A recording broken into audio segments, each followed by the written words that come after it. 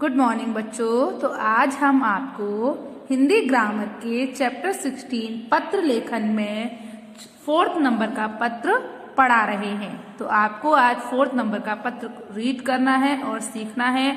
अगर हमें किसी को निमंत्रण पत्र लिखना है तो उसको हम कैसे लिखेंगे, चलिए देखिए। तो पत्र क्या है आपका?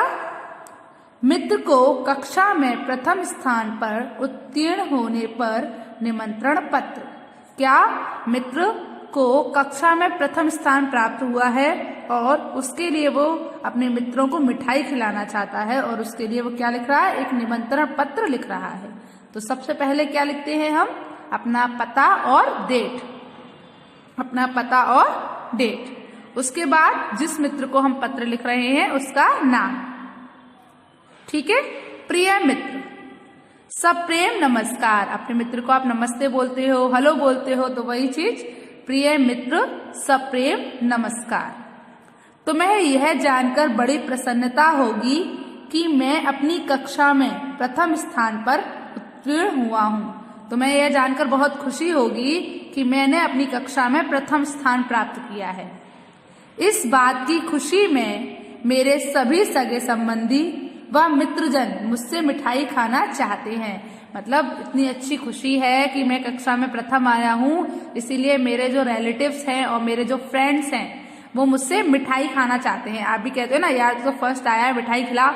तो सब क्या चाहते हैं? मिठाई खाना चाहते हैं।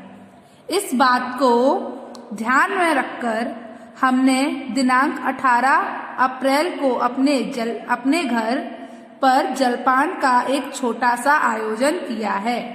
इस बात को ध्यान में रखकर कि सभी लोग मुझसे मिठाई खाना चाहते हैं, इसीलिए मैंने दिनांक 18 अप्रैल को अपने घर पर एक छोटी सी पार्टी रखी है। या फिर आप उसको जलपान का आयोजन बोल सकते हो या छोटी सी पार्टी रखी है, ये भी बोल सकते हो। ठीक है। तुम भी उसमें सादर आमंत्रित हो और तुम्हें भी उसमें मैंने निमंत्रण दिया है और तुम्हें भी क्या करना है? आना है। आशा है इस अवसर पर पधारकर तुम उत्सव की शोभा बढ़ाओगे। मुझे उम्मीद है कि तुम इस अवसर पर आकर उत्सव की शोभा बढ़ाओगे। फिर अपना नाम, तुम्हारा अभिन्न मित्र, जो भी आपका नाम है वो लिखिए। तो समझ आया? तो आज हम किसके लिए हमने पत्र लिखा? अभी बताइए किसके लिए पत्र लिखना सीखा आपने? मित्र को कक्षा में प्रथम स्थान उत्तीर्ण होने पर निमंत्रण पत्र।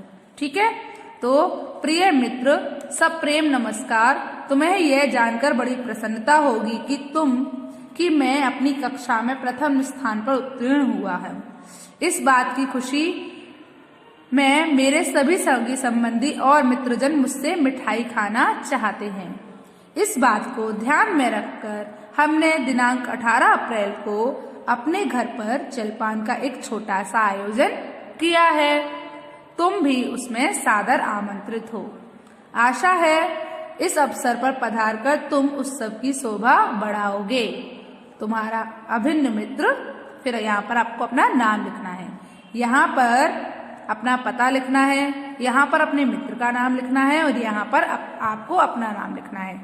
चलिए अब हम अपना अगला पत्र पढ़ते हैं। तो बच्चों आपको पता है, आपको सिर्फ ये पत्र पढ़ने हैं, रीड करने हैं। आपको ये पत्र अपनी नोटबुक पर नहीं लिखने हैं। ओके, समझ आया आपको? चलिए अब हमारा जो अगला पत्र है वो कौन सा है देखिए। अगला पत्र हमारा क्या है बच्चों? देखिए, मित्र को दीपावली की शुभकामनाएं। अब क्या हो रहा है? अब आप अपने मित्र को दीपावली की शुभकामनाएं दे रहे हो। जब दिवाली आती है तो आप कुछ लोग ग्रीटिंग कार्ड बनाकर अपने दोस्त को देते हो दीपावली की शुभकामनाएं देने के लिए। तो ऐसे ही कुछ बच्चे ऐसे होते हैं जो दीपावली पर की शुभकामनाएं देने के लिए पत्र भी लिखते हैं। ठीक है। कुछ लोग ऐसे होते हैं जो दीपावली पर अपने मित्र को शुभकामनाएं देने के लिए पत्र भी लिखते हैं। तो सबसे पहले वही अपना नाम लिखो, पता लिखो, दिनांक लिखो। फिर यहाँ पर अपने मित्र का नाम लिखो। अपना पता और दिनांक लिखा, उसके बाद अपने मित्र का नाम लिखा। ठीक है। अब आप उसको क्या दोगे? अब आप उसको पत्र लिखोगे। तो पत्र में आप क्या लिखोगे? चलिए देखते हैं। क्या लिखोगे? सप्रेम नमस्कार, मतलब प्रेम से नमस्कार।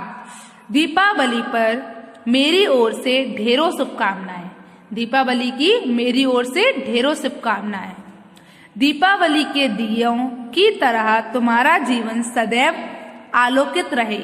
मतलब जैसे दीपावली पर जो दिए होते हैं वो जलते रहते हैं, ऐसे ही सदैव तुम्हारे जीवन में भी रोशनी रहे।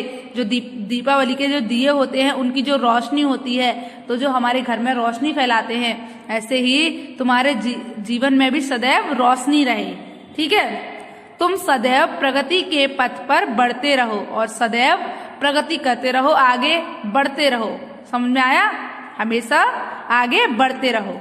तो ये क्या है, हमने किसी को दीपावली के लिए शुभकामनाएं दी कि दीपावली पर मेरी ओर से तुमको ढेरों ढेरों शुभकामनाएं। दीपावली के दियों की तरह तुम्हारा जीवन सदैव आलोकित रहे, मतलब दीपावली के दियों की तरह तुम्हारा जीवन सदैव चमकता रहे। तुम सदैव प्रगति के पथ पर बढ़ते रहो और हमेशा आगे बढ़ते रहो। चलिए उसके बाद शुभेच्छु मतलब अच्छी इच्छा करने वाला। शुभेच्छु मतलब होता है अच्छी इच्छा करने वाला। तुम्हारा अभिन्न मित्र, फिर अपना नाम लिख दो। तो इस बार दीपावली पर कौन ऐसे पत्र लिखेगा अपने मित्रों को? कोशिश करिएगा। ओके, उसके बाद शुभेच्छु मतलब अच्छी इच्छा करने वाला, शुभ इच्छा करने वाला, तुम्हारा अभिन्न मित्र, फिर यहाँ पर अपना नाम लिख दीजिए। ओके, चलिए अगला क्या है? अगला जो आपका पत्र है वो है बड़े भाई को दैनिक कार्यक्रम का विवरण देते हुए पत्र। मतलब आपने अपने बड़े भाई को कि आप पूरे दिन में क्या क्या करते हो उस काम का विवरण देते हुए एक पत्र लिखा है। क्या आपका एक बड़ा भाई है जिसने आपसे पूछा होगा अगले पत्र में कि आप सुबह से लेकर शाम तक क्या करते हो, और आप उसका विवरण देते हुए मतलब आप उसको विस्तार से बताते हुए एक पत्र लिख रहे हो। चलिए देखते हैं। तो जो हमारा 6 नंबर का पत्र है वो क्या है? बड़े भाई को अपने दैनिक कार्यक्रम का विवरण देते हुए पत्र। यहाँ अपना नाम, पता व दिनांक लिखिए। यहाँ पर आपको क्या करना है? अपना पता और दिनांक लिखना है।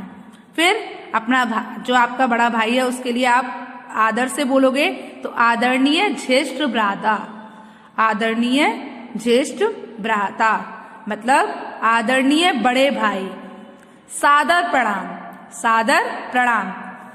आपका पत्र प्राप्त हुआ। आपका पत्र प्राप्त हुआ मतलब मुझे आपका पत्र मिला। आपने मेरे दैनिक कार्यक्रम के बारे में पूछा है। आपने पूछा है कि मैं पूरे दिन में क्या क्या करता हूँ, उसके बारे में पूछा है। आपने मेरे दैनिक कार्यक्रम के बारे में पूछा है। उसका संक्षिप्त विवरण मैं आपको लिख कर दे रहा हूँ या लिख रहा हूँ। मतलब उसका संक्षिप्त मतलब पूरा विवरण मैं आपको लिख रहा हूँ। ठीक है, तो उसने क्या क्या लिखा देखिए। मैं प्रातः 5 बजे उठकर प्रातःकालीन भ्रमण के लिए जाता हूँ। मैं प्रातः 5 बजे उठकर प्रातःकालीन भ्रमण के लिए जाता हूँ। मतलब क्या है बच्चों? मैं सुबह 5 बजे उठकर सुबह सुबह जॉगिंग के लिए जाता हूँ। उसके पश्चात उसके बाद में नित्य कार्यों से निवृत्त होकर, मतलब जो सुबह के जो डेली के कार्य होते हैं जैसे वॉशरूम जाना, पेस्ट करना, उन सबको कर कर ईश्वर की प्रार्थना करता हूँ। नहाना धोना ये सब कर कर मैं क्या करता हूँ? ईश्वर की प्रार्थना करता हूँ। उसके पश्चात नित्य कार्यों से निवृत्त होकर ईश्वर की प्रार्थना कर उनके आगे शीश झुकाकर नाश्ता करके 7 बजे विद्यालय के लिए चल देता हूँ। मतलब उसके बाद में क्या करता हूँ? सबसे पहले मैं सुबह 5 बजे उठता हूँ और मैं जॉगिंग के लिए जाता हूँ। फिर क्या करता हूँ? फिर उसके बाद आता हूँ, फिर मैं अपने जो डेली के काम होते हैं जैसे नहाना, पेस्ट करना, तो ये सब करता हूँ। फिर उसके बाद मैं ईश्वर की पूजा कर उनके आगे शीश झुकाकर नाश्ता करता हूँ। फिर 7 बजे विद्यालय के लिए चल देता हूँ। मतलब 7 बजे क्या करता हूँ? विद्यालय के लिए चला जाता हूँ। वहाँ विद्यालय के नियमानुसार पढ़ाई करता हूँ और विद्यालय पहुंचकर विद्यालय में जैसे जैसे पीरियड लगते हैं उनके हिसाब से पढ़ाई करता हूँ। विद्यालय के जो नियम हैं उनके अनुसार पढ़ाई करता हूँ। दोपहर 2 बजे विद्यालय से लौटता हूँ और दोपहर 2 बजे क्या करता हूँ, विद्यालय से वापस आ जाता हूँ। 7 बजे विद्यालय जाता हूँ और दोपहर 2 बजे विद्यालय से वापस आ जाता हूँ। तब हाथ पैर धोकर भोजन करता हूँ और उसके बाद क्या करता हूँ, हाथ पैर धोकर भोजन करता हूँ और स्कूल से मिला होमवर्क पूरा करता हूँ और जो स्कूल से गृह कार्य मिला है, होमवर्क मिला है, उसको पूरा करता हूँ।